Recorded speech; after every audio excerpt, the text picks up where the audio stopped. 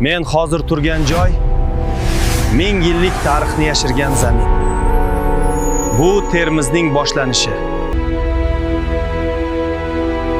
1000 yillik tarixni yashirgan Termiz.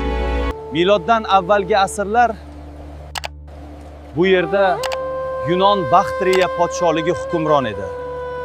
Buyuk Ipak yo'li shu yer orqali o'tgan. Besavdogarlar dunyoni bog'lagan.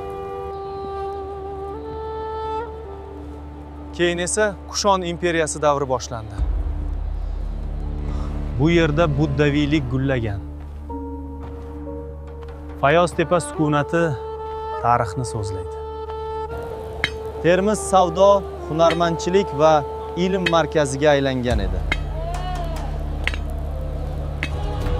7-asr. Islom nuri bu diyorga kirib keldi.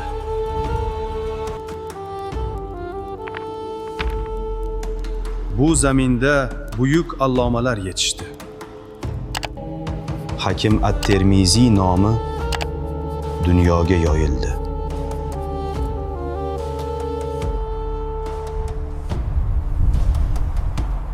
Termiz yana bir bor gullab yashnadi. Chingizxon qo'shinlari shaharni vayron qildi.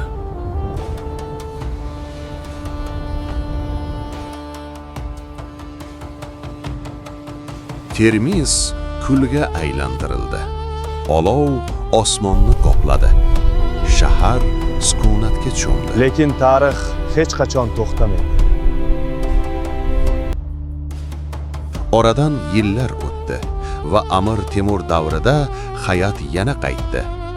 Xarobalar o'rnida umid qad ko'tardi. Shahar yana jonlandi. 19-asr yangi davr boshlandi.